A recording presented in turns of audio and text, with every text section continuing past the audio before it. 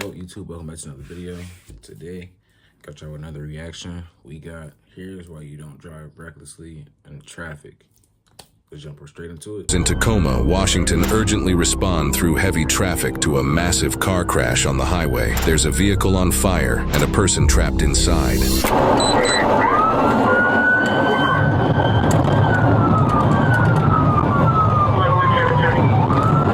We see this trooper pass an ambulance stuck in traffic en route to the scene. It's highly likely they have the same destination.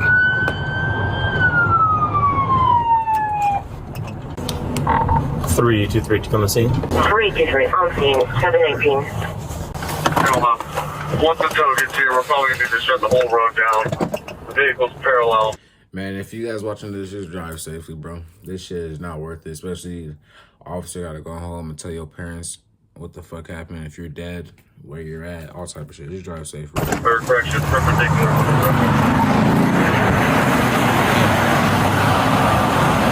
That shit's smart.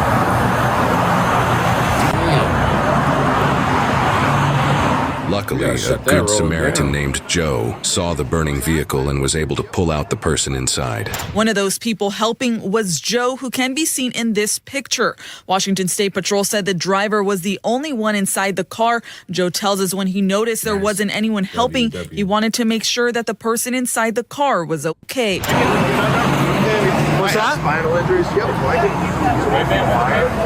Yeah, I got some like the yellow blankets. Nothing super great. Just so we can slide them. Sounds good to me. I'll grab it real quick.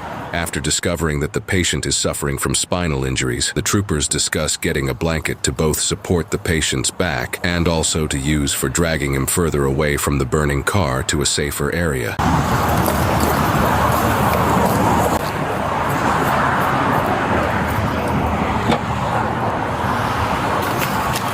Bro, my worst fear is this.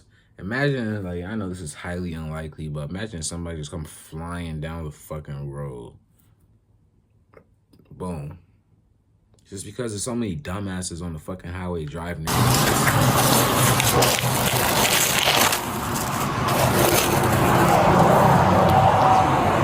Literally.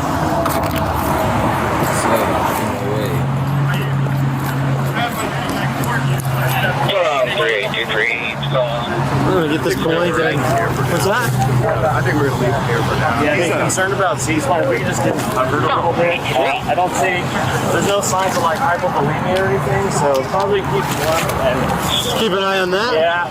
Even though it's dangerous to still be this close to the burning car, Joe, who is still present and actively helping, is concerned about the patient's C-spine. The C-spine is vital in head position, head movement, spinal cord protection, and blood supply to the brain. Moving the patient could prove to damage his C-spine, essentially making the choice for them that they need to refrain from currently moving him further from the burning car.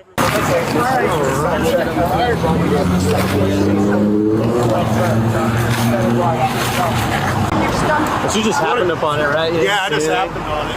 Okay. It's just one car? Just the one car. I thought there was cars everywhere when I got here. Yeah, because I said it's 3 cars. I get it. It's I want to take more lanes because this thing burning hot too. Yeah, I'll take lane 3.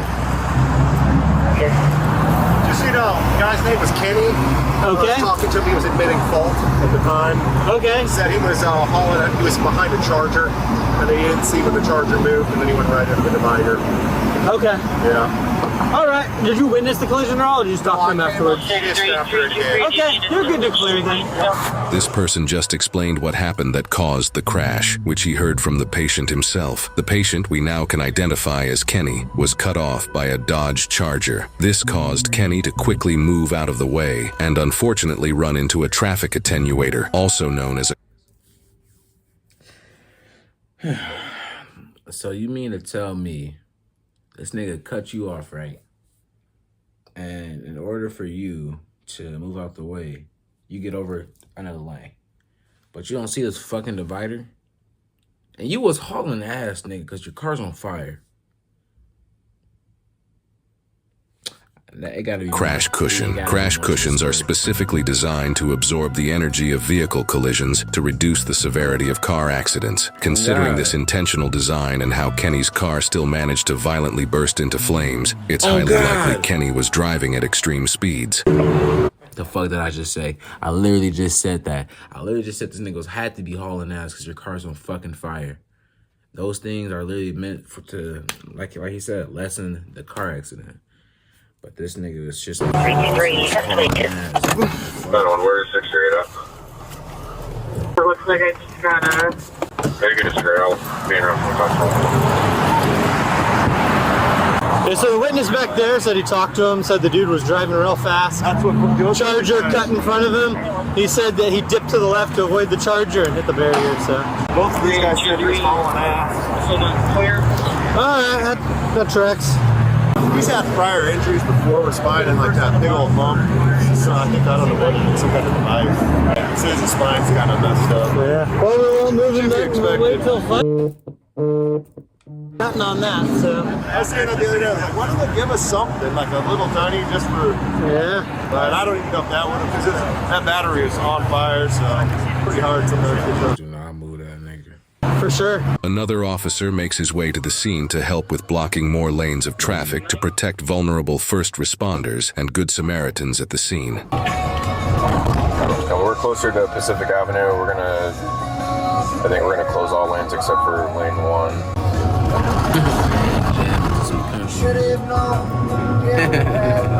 This is the first. I mean, if you don't need to do anything else here, I've got more units coming. No, Okay. this is my Friday, man. All right.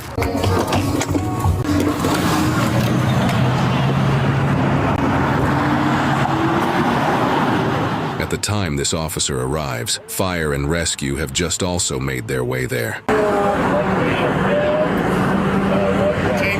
Oh, he hit the, he center punched it. Oh, wow. Driving all crazy. I guess, like, hauling out for the ranges.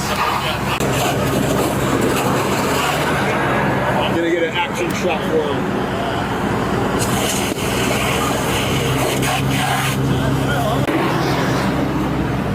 Yeah, I guess he, to avoid hitting another car, went into the barrier at a high rate. No, he was flying, according to everybody.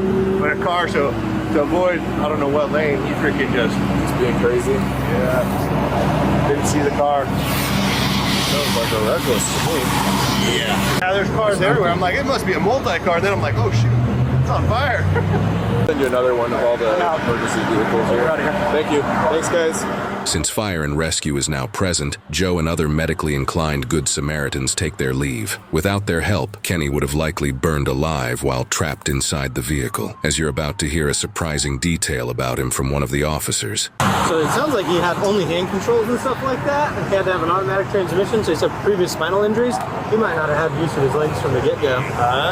Because when they came back on restrictions, it said hand controls, automatic transmission. He was high rate though, so. Yeah, that's all 3 people said he was high rate. Instead of Charger changed lanes in front of him, he couldn't dodge it, so he hit the barrier instead. I know, you got lucky. Yeah. Luckily you went up. It's always scary, man. I know. You guys know where you're transporting him to? I have no idea. Okay. So he just plowed into the gore? Yeah, sounds like he needs assisted controls. Maybe he has some kind of nerve issue already. Okay. A lot of witnesses said he was driving super high rate, so kind of reckless almost, and tried to cut the gore point and just didn't make it center punch that attenuated barrier. So this is the second crash I've been at where that's been hit head on. Yeah, that's not the one you want to hit head on. No. What's the other vehicle? There's no other vehicles, actually. There's cars everywhere. I thought it was multi-vehicle when I rolled up. Just see this guy on flames, cars all over. I was like, this is bad. Yeah, it's just one car. The Charger, yeah, didn't get hit, so it just kept going.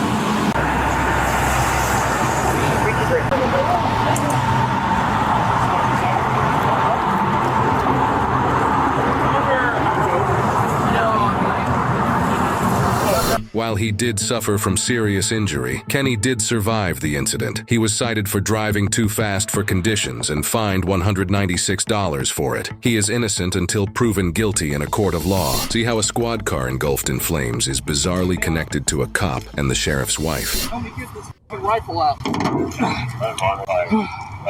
We gotta get his rifle out. Yeah, can we not get it out at all? No.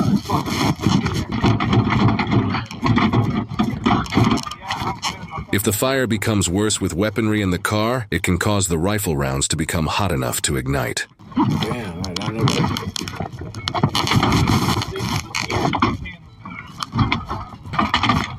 Rifle. Thank you. Anything in the trunk? Get all this shit out of your trunk. Were you turning around and then somebody just hit you or what? I was going through the intersection and I had green lights. This lady was taking a left. Okay, let's just get all this shit out.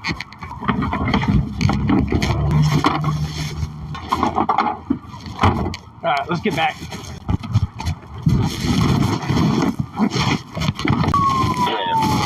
Bro's recording on the fucking microwave.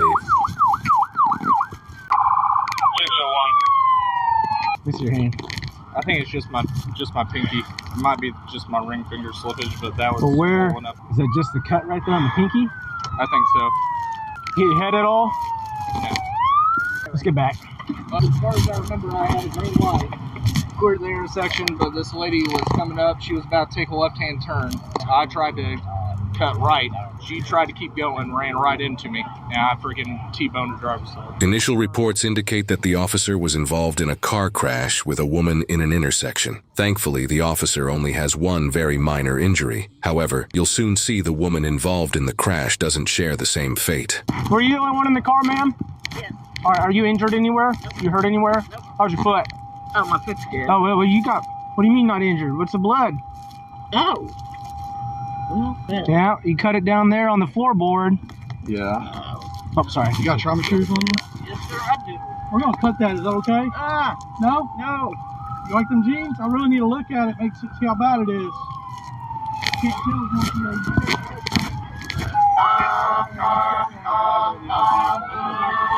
Hey, at least we got your rifle out. Yeah, I appreciate that. Yeah, not a problem. Hey, guys, stay back because that is close to that cord there. It's not electric, but you don't want it falling on you. Hello. We're gonna be here for a while, so. Okay, we just live right here, and oh man, I heard it. Yeah. Okay. Well, we're gonna have you guys get off the roadway. Okay. You guys are more than welcome to go over there and film if you want, but get off the roadway, please. Okay. Everybody's okay, right? Yep. Everybody's all right. Thank you, Jesus. Yep. Nah problem. I appreciate you. Thank you. Hey man, you might as well just turn around. We're gonna be here for a while. All right. Yeah. I'm trying to, like, I live across the street, Mm-hmm. and I was here when it happened. I got out and made sure they was okay. Did you see it all? Yeah, I did. You saw everything? I seen everything. Who had the green light? They had the green light. That way? Yeah. Which light was red? This one right here. The one you're looking at right there, straight ahead? That one was red? Yes, sir. Okay. We now learn that the officer is actually the one who had the red light, but he also had his lights and sirens on, in which the officers will soon reveal the reason why. So From you lied. my experience. What? She's failing to yield. Well, yeah, and one witness said that this light was red. But you're right, like the sirens, there's no way to miss it. It's the middle of the night. Well, not middle of the night, but it's dark. So, I don't know. You want to come on to 21 Huh? The officer? Yeah, he got a scrape or cut on his hand, but it's not close to the heart. So he'll be all right. be checked out? I think they were up there bandaging his arm. Yeah, he's over there. Yeah, they're taking care of him. Yeah, he's good. So I guess that's the sheriff's wife. That's what I just heard. Yeah, that's what I just heard. I think her name's Judy. Well, I was at 121st. I saw a motorcycle start popping a wheelie at the light. So I turned on my lights, flipped around on him. He took off, and the pursuit was on all the way up to Garden Walk Apartments. And then he comes out that he was in a collision. So I stopped the pursuit. We would have dashcam of this pursuit to detail the initial chase and get a better idea of how the crash occurred, but the fire completely fried the dashcam recording. Yeah, I turned around and came back. But he was coming to assist me. He was lights and sirens through here. The reason why the officer's lights and sirens were on was because he and another officer were involved in a high-speed pursuit of a motorcyclist who was illegally doing wheelies on the road. This eventually led to the location of the woman, who has now been identified as the sheriff's wife, coincidentally. Jones went out with a motorcycle, caught the wheelies, failing to yield, and I'm pretty sure he was up here. He tried to clear this intersection, and he got smoked by somebody. What's up? What did you see? So I'm sitting here in the left-hand turn lane. Okay. Hit lights and sirens a decent ways back. It started running priority through the intersection. Blew right through it. She was making a left-hand turn out of the left-hand turn lane. Smack. Okay. Did he have the red light, I guess? Is that what you're saying? As far as I'm aware, I know. I honestly couldn't tell you. I know I had a red light, but I wasn't paying attention to these. Right. He said he was at the light here. He had a red light. He didn't know if this was red or green or what, but he said he saw him hit lights and sirens back here He said he went through, but he didn't clear the intersection. That could mean anything, but we'll have to get video from McDonald's. Which way? He was sitting here in the turn lane. And he had a red light. But He had a red light. He He doesn't. Correct. Did we get the motorcycle? No, we all turned around as soon as the ref went out. How was that? Officer good? Yeah, he's good. He got a cut on his left hand, bleeding just a little bit.